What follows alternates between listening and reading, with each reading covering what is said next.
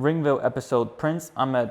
Hey everyone, how you doing? My name is Kevin, head of Sanchez KHS, and welcome to another episode of RingVille. And today I have the absolute pleasure of sitting down with, you've seen him at Battle Club Pro, Titan Championship Wrestling, We Are Wrestling. He's a former Battle Club Pro Nemesis champion, the Egyptian torture artist, Prince Ahmed. How you doing? Thank you, Boba. Thank you for having me. No, of course. It's an honor. Thank you very much It's an honor. I've seen your work and I love it.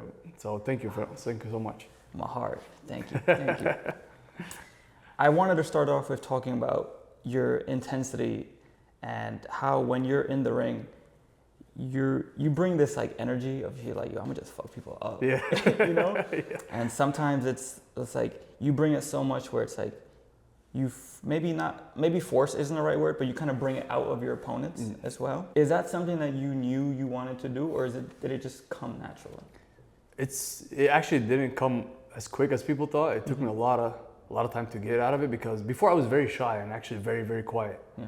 In especially my wrestling and stuff. And I remember what helped me out was I went to the New Japan camp, the very first camp they did in LA. Yeah, and I was very, very shy and timid. Uh-huh. And at the very end of the camp, Kushida and Shibata, they came to me and was like, you need to, wake up. Like, because when I wrestled, I brought a little bit of energy, and I was surprised them because I was very quiet the whole time. Oh, okay. We did kind of a tryout with a project that didn't really take off, but it was supposed to be like a new Lucha Underground.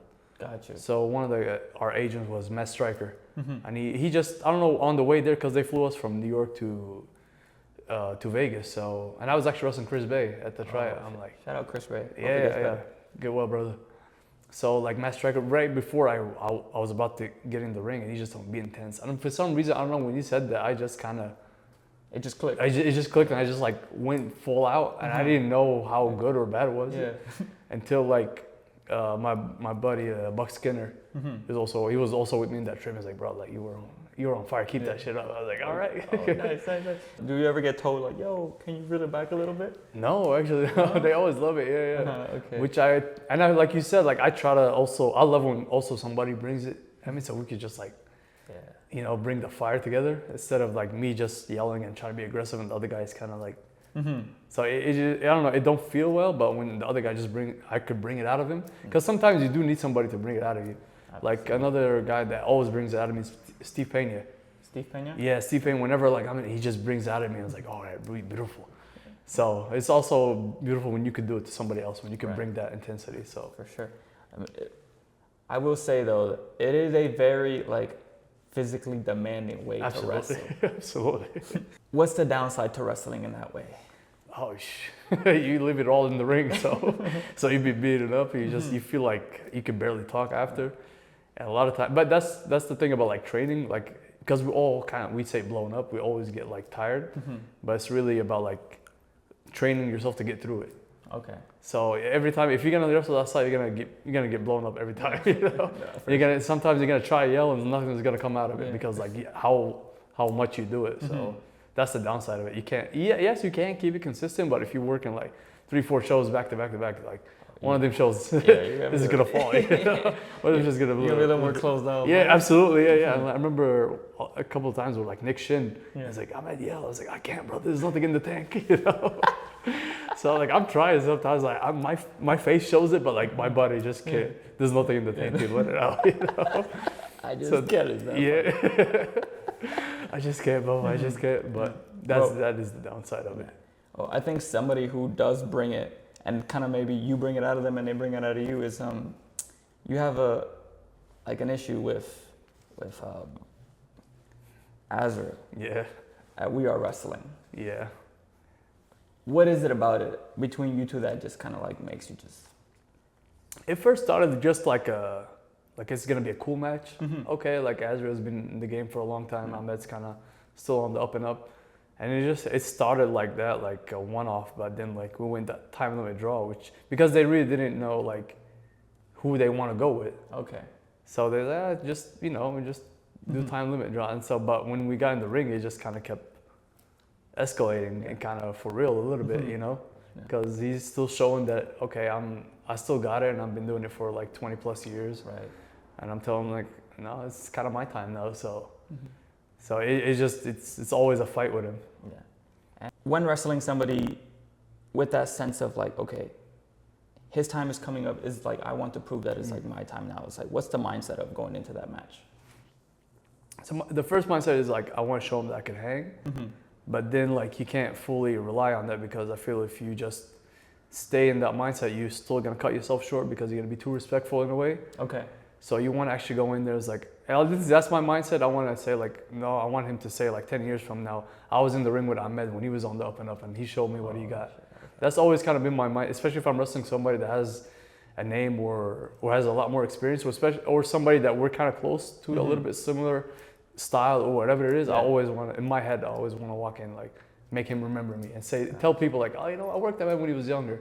On the up and up, and he actually brought it in. I could tell that he's gonna be something. Hopefully, I get to the spot that I want to go to. But like, that's always my mindset. Oh, that's super fun. But I think we got carried away too much, because he's holding on to his throne, and I kind of want to take it out of his hands. So we were talking off camera that you came from Egypt. Yes, sir. Yeah. And you came in 2016. Yes. Right? Did you find wrestling here, or did you find wrestling over there? So I grew up like watching wrestling. I don't remember the first time I watched wrestling, because like my older brother was always been in it. So we just kind of, he brought us up. Yeah, grew up with it. So, but we used to get like our wrestling from my dad. He used to send us tapes. Okay. Because like in Egypt, at least at that time, they only had like reruns. Okay. They don't have like Raw or like, okay, back at that time it was just like old shows and stuff. Yeah. So I'll get all my info from like my dad, you know. But once like internet started popping a little bit, and it became a little bit more mainstream, I started watching it in Egypt. Okay. So that's how I kind of like fell in love into it. Then actually, there was a little bit of period where I stopped watching. I got more into soccer and stuff. It'd be like that. Exactly. Bit, right? Yeah. Then my brother, actually my older brother, again reintroduced me again to it. He's like, you know, The Rock is back. I was like, oh really? Oh, how long ago was that then? That was like 20. Yeah. Oh, when The Rock came back. Yeah. So I'm like, oh wow. And like I remember like I found like CM Punk back, because I remember CM Punk from actually old TNA when he had like the Pepsi thing, and I didn't know his name, so I called him Pepsi Man. I just didn't know. I was like, oh, he's in WWE now. Oh, that's awesome, man. Pepsi Man. Yeah, exactly.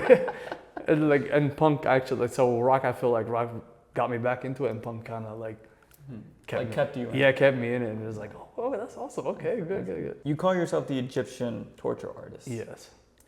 It's something where it's like, I actually looked up on Google, just like looking into it, like I typed in Egyptian pro wrestlers, and I think only 2 came up. Okay. And it's like, one of them was signed to NXT, but briefly. Yeah. Right? And it's like, it's not the most, like, you don't see people from Egypt being like huge wrestlers and stars. Like, is that something you think about, or is it something that is like, it's like you try to put in the back of your mind? It is, because in Egypt there's no wrestling. Because like back home, I wanted to be a wrestler, but like there was no schools or anything, so I just kind of went the traditional route. Where I went to dental school, and that was like the first time I was just by myself. Okay, nobody talking over your ears. And, you know, I got sent away and stuff, and I'm like, I kind of want to do this wrestling thing, you know. But like in a way, I'm like, it was scaring me that like there's no real representation. There's no like no Arabic guy. There's no Egyptian guy there. So I'm like, oh, I don't know, how's this gonna be?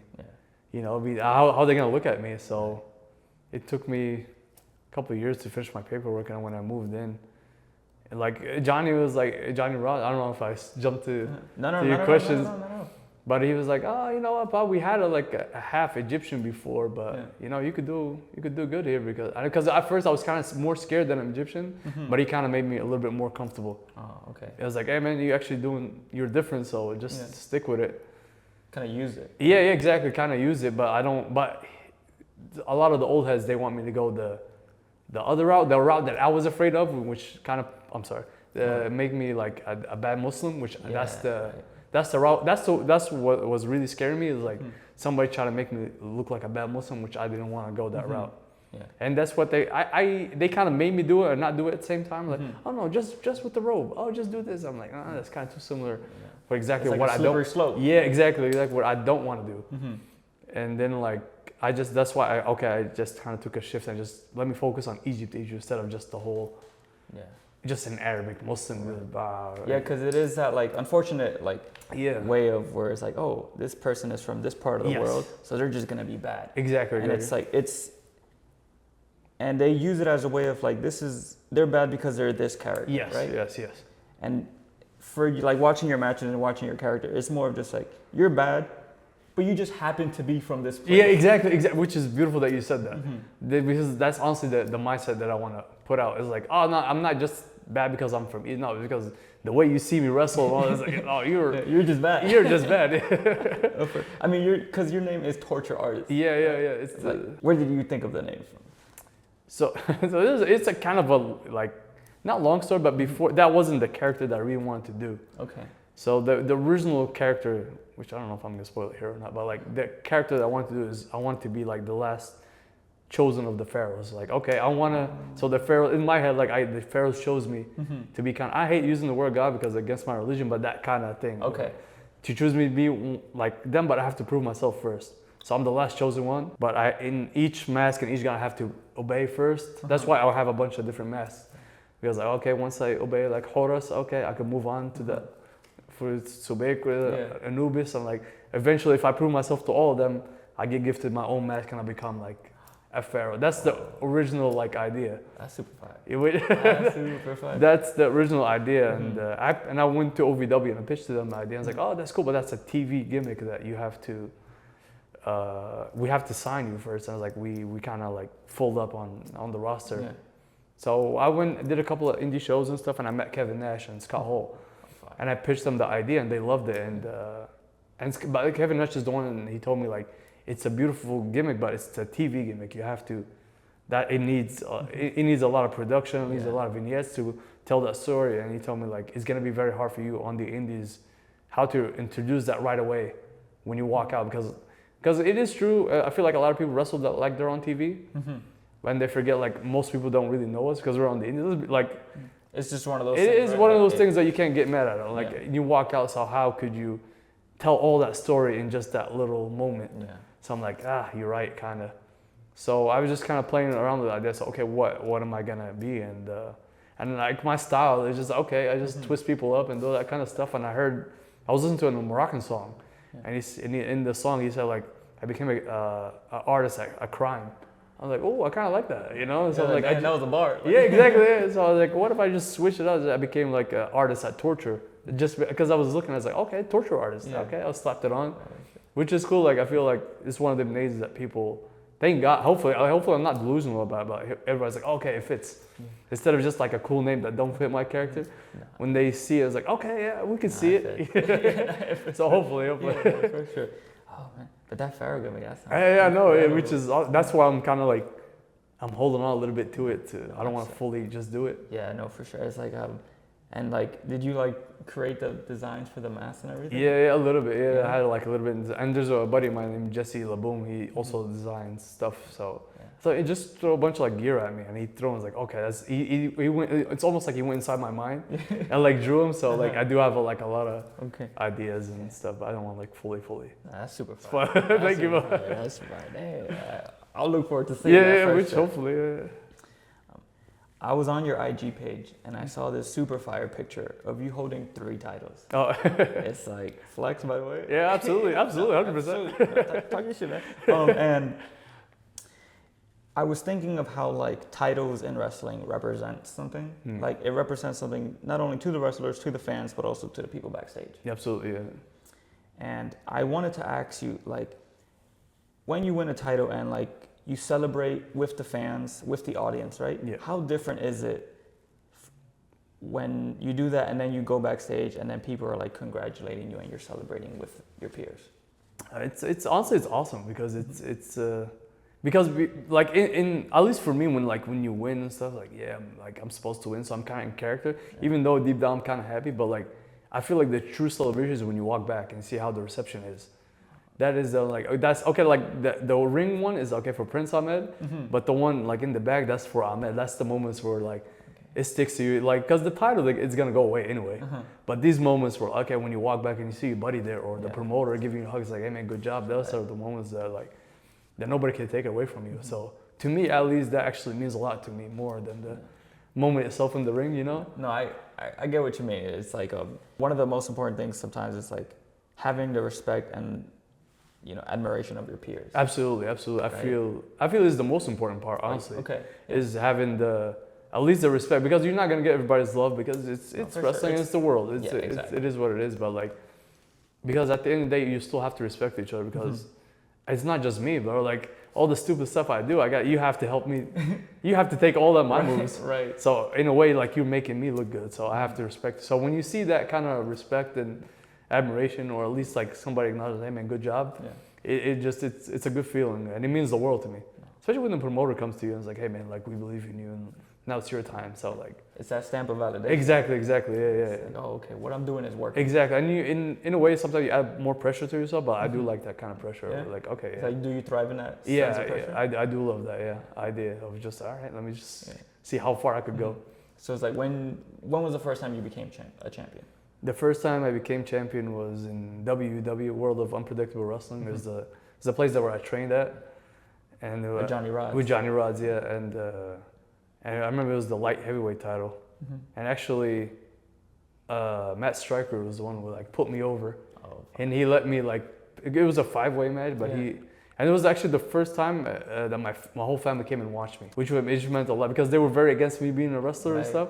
There was a lot of, so then I was like, I just convinced them to just come watch me, and I didn't know I was gonna win, and they just kind of last minute they told me, all right, you're going up, and Matt Stryker like he put me over. He didn't need to. There was like 4 other people in that match, and that's the moment, like I said, like it means the world, especially coming from him after. Absolutely, someone who's been in the business. Absolutely, yeah, and he's telling me, hey man, like I'll put you over. So it's like, did something like shift in your mindset when you first won, or was it more of just like, as your title reign went on, you kind of like figured yourself out as a champion? The first run, I was trying to figure it out because I was still very young in the game. I was like a year or a year and a half in. Like it was a cool moment for me, like personally. Why? Because like it took me like at least 3 years to come to America, and I dropped out of dental school, and all these people doubting me, and like. So, and like you go into the business, and some people's like, hey man, they're not gonna look at you because you're Egyptian. But Johnny told me, no, they're actually gonna look at you because you're Egyptian. So I didn't know which route. So when I got that belt, it was like kind of oh, okay, yeah.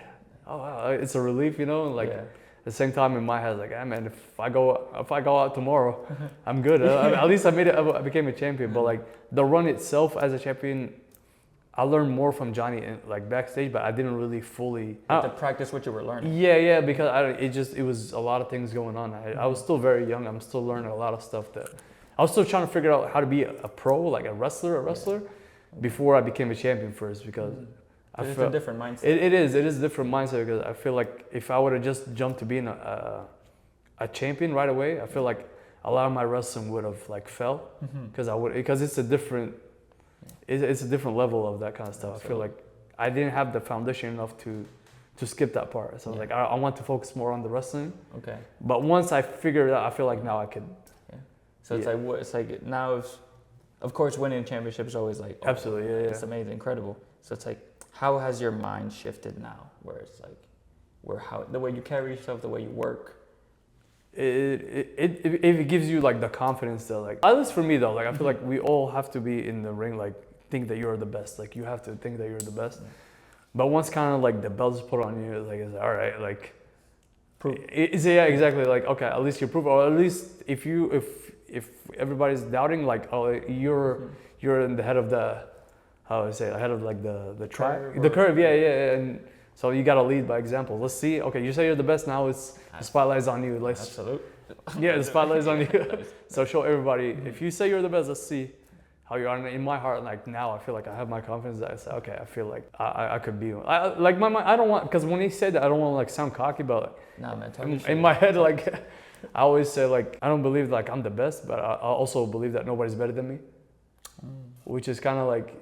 I gas myself up, but I also humble myself. You know? I'm not the best, but nobody's better than me. It's kind of that mindset, but in the ring, I have to think that I'm the best to just kind of give it my all. Absolutely. One of the reasons why it's like I was put in contact with you was Jackie Go. Okay. Shout out Jackie Go. I mean, she said that you are one of the head trainers at the Fallout Shelter. Yes, sir. Yeah. How did it happen? So at that time, like maybe like 2-3 years ago, I was like traveling a lot. I didn't really wrestle in New York or Jersey. Or traveled like a lot in Texas, Florida, like OVW and Louisville and stuff. So a buddy of mine, like named Jorge Santi, who's also a trainer at Fallout. So he just hits me up one day, like on Instagram, telling me like, yo, well, I like your work, man. And I know because he's a Johnny guy. Yeah. He doesn't know that I remember him, but like he's like, I love your stuff. I was like, oh man, like it's Santi, bro. Like, Yeah.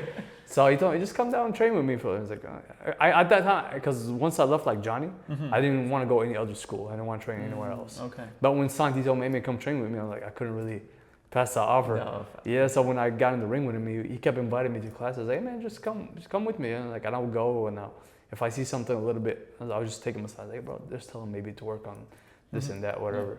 But so the day it happened, actually at that time, I didn't really have like a good relationship with like Joakim. Not good or bad, but I just didn't really have a full relationship with Joakim, the owner. Yeah. He's just been highs and buys and very respectful. Right. So me and Santi wrestled actually at a show. So the next training after, I was just a class of this. Santi told me, hey man, take half of the students outside and teach them some grappling. So I just teach them some missions and stuff, and I didn't know like Joakim was watching. Then I get in the ring and we did like a drill. Joe, like after that drill, Joe was like, hey man, could you come here for a second, Ahmed? I'm like, and he never called me over. I'm like, oh shit, am I in trouble? Yeah. Then like, and he told me, do you feel comfortable? And my head was like, my heart is dropping. I was like, being a coach here, I was like, oh, yeah, absolutely, yeah. Because it came out of nowhere. Yeah. Because I wasn't prepared. I didn't have like, there was no lead up to it. That I'm like, okay, you're gonna be a coach. It's just, it happens. Like, I'm like, oh shit. And honestly, I kind of in my head like didn't like, even though I said yes right away, but my heart was like, am I ready for it? Okay. Because like I feel there's like a lot of people like that have more experience than me. But at the same time, I said like I had to take it because I'm still learning too. Yeah. So I'm doing that, but I'm also under Masha's umbrella and Peña and Santi and Mike Law and Steve Domingue. There's all the other coaches I'm still learning from. But at the same time, I'm giving the students a little bit of experience that I had, like working OVW and doing the tryouts and all that stuff and TNA tryouts and all that. You know, it's sure. So it's like, what are some of like the values and ideas that you try to like put into your students where it's like, hey, like this, like you can always teach them wrestling. Right? Absolutely. And people can always go to different schools and teach wrestling. So it's like, but it's like, what is like you know, like exactly that, the values that you try to instill. Like outside wrestling or like inside, like in the ring or outside? Let's go in the ring. In ring, usually I tend to tell them like try to stick to a story instead of just like doing, even though people will look at my style and they think I was just doing cool moves and that's it. But actually when you like really watch my matches, I'm telling the story a little, like working a body part, or I tease up like I messed you up your arm, then we go back to it and all that stuff. So I always try to tell them like stick to your fundamentals and try to tell a story. Whatever that story that you have, stick to it instead of just doing, okay, we're doing this, then we're gonna do this, then we're gonna do this, instead of like, we're doing this, therefore we're gonna do that, therefore we're gonna do that, instead of just, or that's what I'm trying to like stick with. Like, stick to the story and you're always gonna find a way and it's always kind of gonna make sense. Okay. Instead of just doing a bunch of random cool spots, which is, some people do. It's fun, right? Yeah, it is fun, and like, and I would definitely throw them, but don't make that the whole match. Right. If you have a structure and a story to it, you're gonna catch their eyes different. Especially the ones you want to attract, like, because we all want to kind of be on TV and stuff. You will attract the right eyes if you tell a story your own way, but just stick to a story. And the outside stuff is mostly like, just focus on yourself. Don't worry about nobody else, because everybody got their own timing. Everybody got their own way. It's not a race; it's a marathon. Yeah. And let's say me and you, but we started together, and you get a shot before me. Hey man, God bless you. You must have done something right. I'm just focused on me, because if I just keep hating on you, for you getting the shot before me, like, what's that gonna do to me? Like, it's not gonna do nothing. All I'm just doing, I'm just hating. Exactly, I'm just hating. It's not, either you make it good or make it bad, like, it has zero impact on me. So, hey man, just wish you luck, God bless you. Because it's like, and don't look for reasons like, oh, he just kissed this guy, whatever. It's like, man, if he had a relationship, that means he worked on it. So nobody just reaches to a good spot just out of nowhere. I feel there's always something to it. You either work hard on your craft or your relationship or something, you've done something. There's something there. There's something there. So don't worry about all the other stuff and don't compare yourself, just on your own time, on your own tempo. Because you're kind of learning from the best. Absolutely, absolutely. It's like, you're like, oh, I'm gonna grab this. Absolutely, that's one of the things that I love being like a coach at Follow, because I'm still a student too in my heart. Like, I will look at it, and like sometimes me and Santi would be in the same class and he would say something, it's like, ooh, I like that. Well, like you'd be in Masha say something like, oh, okay, yeah, and so I'm still learning, which is when there's another coach with me, I always kind of tend to give him a little bit of a lead. Okay. Because I will help him out and stuff, and like if I feel like I will need to explain a little bit something more, but I usually like to give them the floor a little bit because they have more experience than me anyway, all of them. So I'm still learning. And at the same time, like it's a lot more fun when you just, you know. Yeah. I get what you mean. No, absolutely. But when I'm myself, I just you take the lead and you try to instill what you learned before. Do you like structure your classes in any way, or do you just like, hey, we're just working on this for today? Sometimes like it sometimes it varies. Sometimes I will walk in with a plan. Like, okay, I've seen. Let's say we just did a show on Sunday. It's like, all right, I've seen these kind of mistakes. Let's work on them. Okay. And sometimes I will. From my matches, something would happen. I'm like, all right, this guy did this, don't do that. Or, and sometimes if we have like more advanced people, I will ask them, hey, what do you? Because now it's our time. Like, there's nobody that's going to hold us back. So what do you want to work on? What is something that's not clicking with you that hopefully I could help? Okay. And usually at least for me, when I coach, I'm not very like strict with after happens. Like in the class itself, yeah, like do what I tell you. But the moment you leave, I was like, hey man, just like take everything I say almost as a suggestion. If it clicks with you, do it. If you don't, hey man, I don't get butthurt about it. I was like, because wrestling, like that's how I say it too. Like, what size is your shoe? Like 10. 10 and a half sometimes. If I give you like a beautiful Jordans, whatever, like, because I don't know, it's $20,000, but it's like a 7. It's beautiful. Yeah, but I can't wear them. You can't wear them. It don't fit you. Yeah. But that's why I said sometimes you get like great advice, but sometimes it just it don't work for you. Yeah, like I have this thing that I heard in a random class for school. It was like, these are tools and not rules. Exactly. Yeah. So, Which you can use them when you want, when you can. Absolutely. But don't live by them. Absolutely. If it works for you, hey bro, like use them. If it don't, hey man, like I don't get butthurt. I was like, oh, he didn't hit the ropes away. I told him. I just tell you stuff to protect yourself and hopefully get you to the next level that you wanted to. At least from the advice that I got before me, or something that I just kind of figured out. Hey man, that works for me. See if it works for you too. What are some of the accomplishments in your career that you can look back on and say, like, oh, I'm really proud of that? I feel there's a lot. My actually biggest accomplishment, I feel, is just getting to the business. Because it was so hard for me because I was in Egypt, I was in dental school, and when I said, like, I want to leave, kind of, and everybody kind of jumped on me. And I had to finish my paperwork and all that stuff and travel here. You said it took you 3 years. Yeah, almost like, 2 years or something. And when I came in, I met with Johnny. Johnny's like, I need X amount of money. I'm like, oh. I only came in with $200 to this country, you know? Right. So I had to work. So it took me almost like all over. I think it took me like 3 years to get into the business. So the first time I got in the ring, I'm like, yeah, because even when I used to finish my paperwork back home, I lived in Port Said. It's like 2-3 hours to Cairo. Then like you gotta go. And so even then just traveling. Yeah, it's traveling there too. So and then you gotta come back and work and all that stuff. So just getting into the business itself was a big like accomplishment for me. Another one, honestly, to become like a world champion. I'm like, oh, okay. It's a little bit Markish moment for me, but like, you know, that's kind of cool though. Yeah. Another one is wrestling on TV for like OVW. It was like a moment too. I was like, oh, all right, okay, cool, yeah. You got to experience that. Yeah, I got to experience it, even though it's not like major TV, but it still got the same rules and all that stuff. And like work for the cameras. Exactly, yeah, which was awesome, honestly.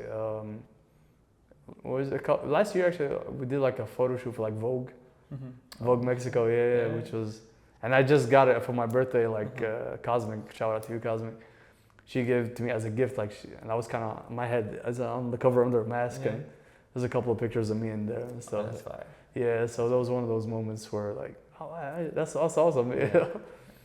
Another one was actually on Sunday too. Like they gave us we did the show with Battle Club for like the Queens Museum, and it was part of I think the WBC, the boxing community. They were part of it, and they kind of handed us out like medals. Oh. So I had like official like WBC. Like, oh, do you? Yeah, like medals just for us. Like okay, like these little moments were like, I feel like happy with it. Nice, that's super fire. Well, man, thank you for taking the time. Thank you so much, bro. It was a lot of fun, man. I truly appreciate that. Thank you, bro. Is there anything you want to say to the cameras? Any plugs? Yeah, if you ever want to like train somewhere, go to Battle Club Pro on IG or Fallout Shelter.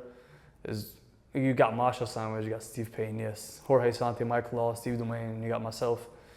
It's a beautiful school and an even better promotion and better people.